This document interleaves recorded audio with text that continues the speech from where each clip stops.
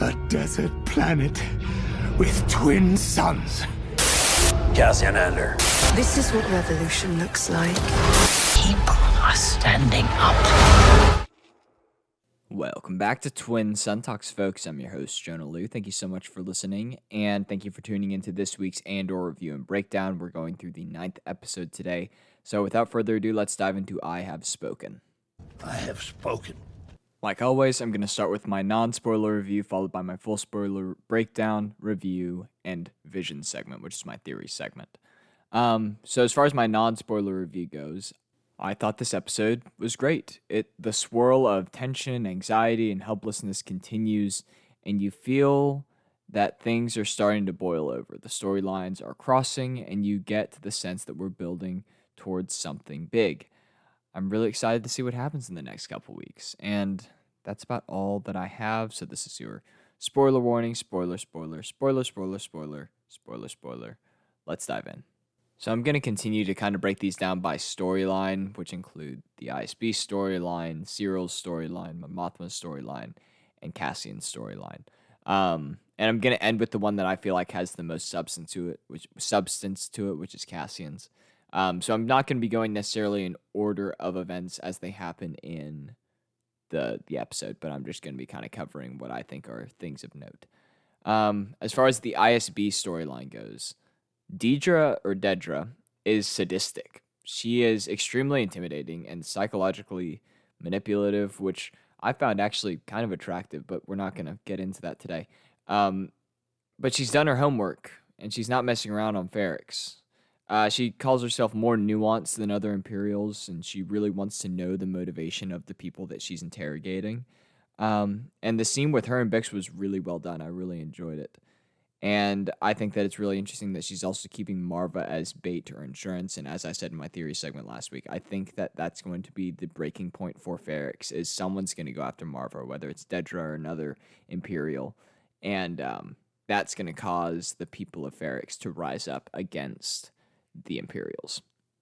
I find it interesting that Bix continues to protect Cassian, even though she seemed pretty reluctant to help him the last time they talked. She seems to consider him dangerous and irresponsible and selfish, but she still tried her best to protect him and to not give away any information about him.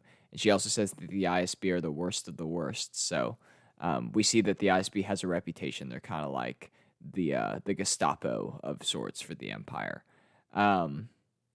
We also get introduced to a character named Dr. Gorst. He's very pragmatic and seems to have dissociated himself from the torture that he's inflicting.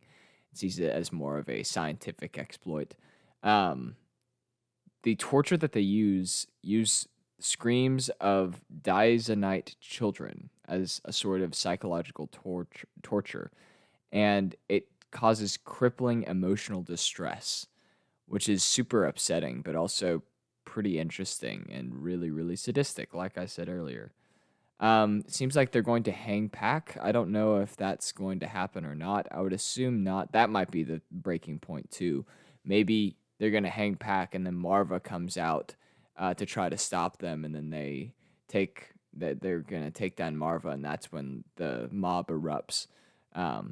Just kind of came up with that off the top of my head, so honorary vision segment there. But yeah, I think that could be an interesting turning point for things as well. We also get to see Dedra's quick thinking as she makes a plan to make Krieger's pilot seem like they had an accident, which will cause the rebels to lead them to their base on Steergard. I think that that's a pretty interesting thing. No, maybe he was going somewhere else. They were going somewhere else. But the point is, they captured this pilot from Anto Krieger's rebel cell, which we heard referenced in the last episode. And they're scared that the fact that they captured him is going to draw Krieger's attention, and they're going to essentially withdraw and go into hiding. So what they're going to do is they're going to tamper with this pilot's ship, kill him, put him back in it, make it seem like he died in a ship malfunction. Whenever they go out to retrieve the ship, the Imperials are going to track them down back to their base. And I think that that's a rather brilliant strategy. So it's cool to see the Imperial side of this plan because normally, narratively speaking, we only get to see stuff from the Rebel side. So it just kind of adds a cool perspective. Moving on to Mon Mothma's storyline. We get more in the Imperial Senate, and we get to see that it doesn't really mean anything anymore. Mon Mothma is trying to move or start a motion against the PORD, I don't remember, it's the Public Ordinance of Resentencing Declaration. I don't remember. It's something, whatever the recent declaration was that increased people's sentences and restricted people more heavily. She's trying to start a motion against that, but people aren't interested. They're turning off their pods and talking over her. And this just shows that the Senate for the Empire doesn't actually hold any real power, only the illusion of it. And Palpatine's really the one calling all the shots, which we knew, but it's cool to see represented. Vel is Mon's cousin, which is a super cool tie-in. We learned in the last episode that she was this rich girl on the run from her family. And it makes sense that the Mothmas have kind of a rebellious streak in them. It would make sense that that's the reason that a rich girl would join the front lines of the rebel cause. And it's cool that they kind of represent different sides of the fight. Mon Mothma is the more political and leader-oriented side, whereas Vel is on the front lines. Also love that Vel kind of handled Mon's douchey husband very well. And speaking of her husband, him and Mon's daughter both seem to assume that Tay and Mon were romantically involved at some point, which shows that they don't think very highly of Tay or Mon's relationship with him as it's developed recently. So now, speaking of Tay, he advises Mon to take money from a thug on Chandrila. And she's in this morally ambiguous place where she's not sure of how her actions will impact innocent people because she doesn't know where this money's coming from.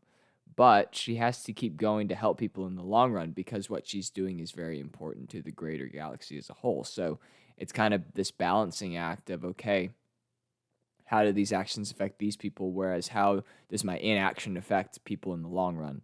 So I just love the way the show's tackling that sort of stuff, and it's not even explicitly stating it, at least not yet, but it's just super cool. Cyril Karn, he has more mommy issues. His mom's very manipulative and invasive and kind of controlling, but he does seem infatuated with Dedra. Could be linked to his mommy issues. She's the authority figure, but maybe I'm reading too much into that. But both have a strong sense of justice. He seems to be stalking her, and he seems infatuated with her because she validates his obsession with Cassian. I kind of ship it, I'm not going to lie, but it'll be interesting to see how that continues. Because I didn't think that storyline was going to take that sort of turn, but it certainly seems that it's heading in that direction. Finally, we get to Narkina 5, which is the prison that Cassian's in. Kino, played by Andy Serkis. He's convinced himself that the Empire will play fair and is therefore committed to playing by the rules to keep the imps happy and get out when he's supposed to. He doesn't want anyone talking bad about the Imperials for fear that it reflects poorly on him.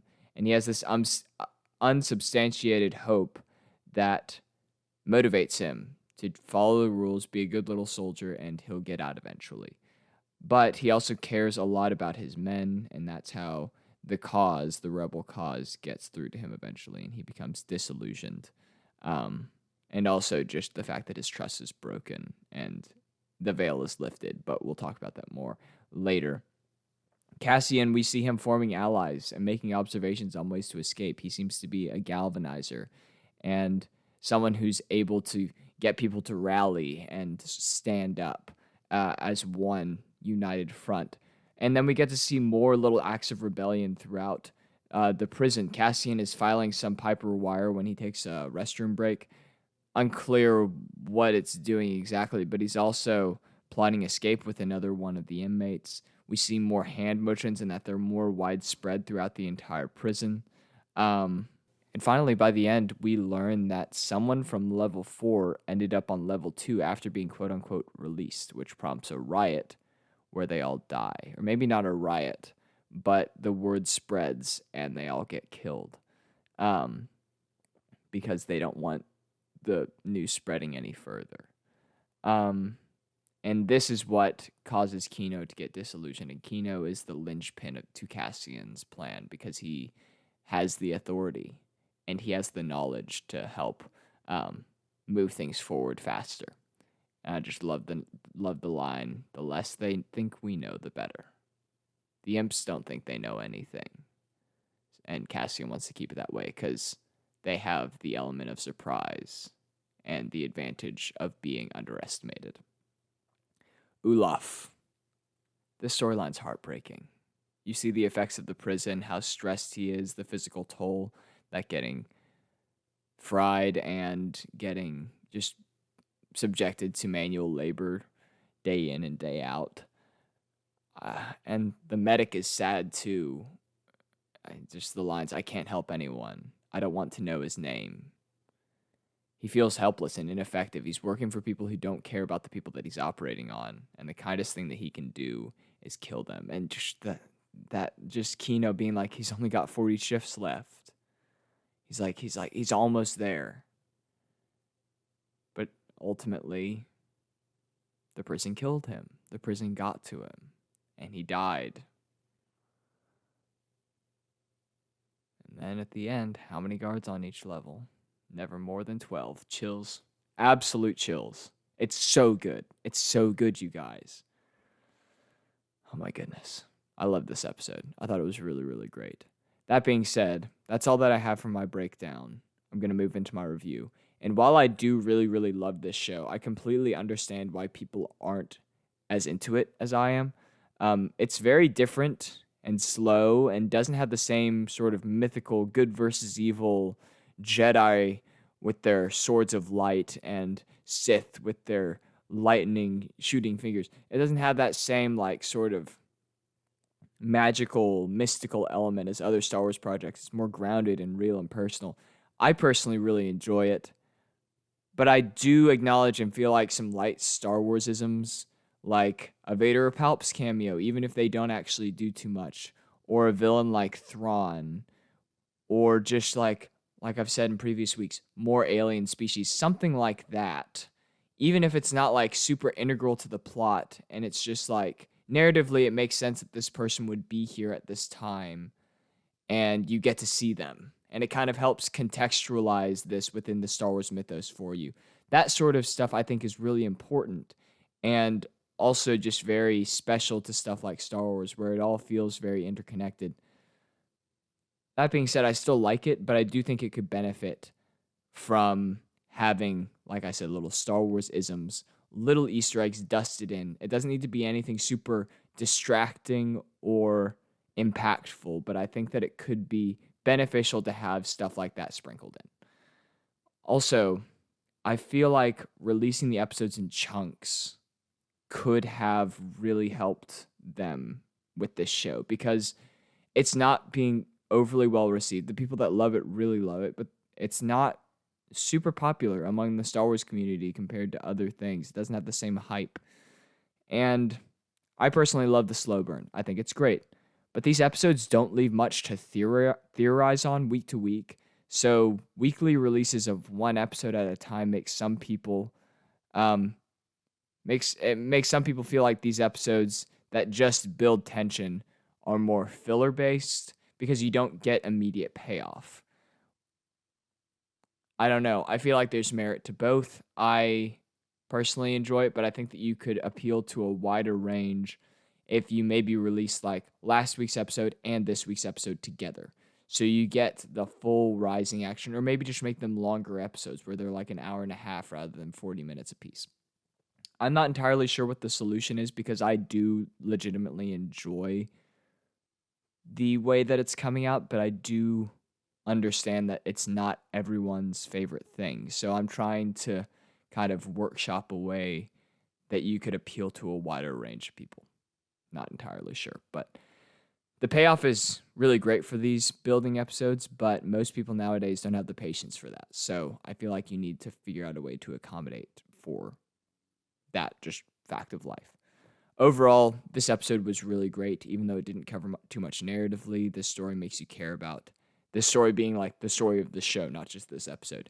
Makes you care about every character that you meet, really, and does a great job of showing what makes people become disillusioned to the Empire's promises. And Dedra was fantastic, and her arc is shaping up to be super compelling. Mon is getting into murky waters, which is really exciting. And yeah, I'm just really pumped for the rest of the week. We got the rest of the show. We got 3 episodes left. I'm really excited, and I can't wait to keep watching it and covering it with y'all. So that being said, let's dive into visions. To continue, we need one singular vision. My vision. Yeah, there's not much to theorize on. Next week is the prison break. Hopefully we see more of Luthen. We didn't get any of him in this episode. Yeah, there's not really anything else, but it all feels really exciting, and I can't wait. That is probably one of my other biggest gripes, is that I don't feel like there's much to cover with these episodes as far as like theories for where it's going and stuff. It's all pretty ambiguous, which is exciting, but at the same time kind of frustrating as a content creator. Oh well. That being said, still waiting on the Tales of Jedi review. I'm slammed. I want to cover it. It's really good. I love it a lot. It will come out eventually, and y'all will be informed. But until then, make sure to follow us on Instagram if you haven't already, at Twin Sun Talk. Subscribe to us on YouTube, Twin Sun Talks Podcast. And follow and listen wherever you get your podcast by searching Twin Sun Talks. Share this with people if you think that they enjoy it. That would mean a lot to me and would really help me grow my brand, which would be amazing. But yeah, that's about all that I have. You've taken your first steps into a larger world. May the Force be with you, and I'll see y'all in the next episode. Bye, friends.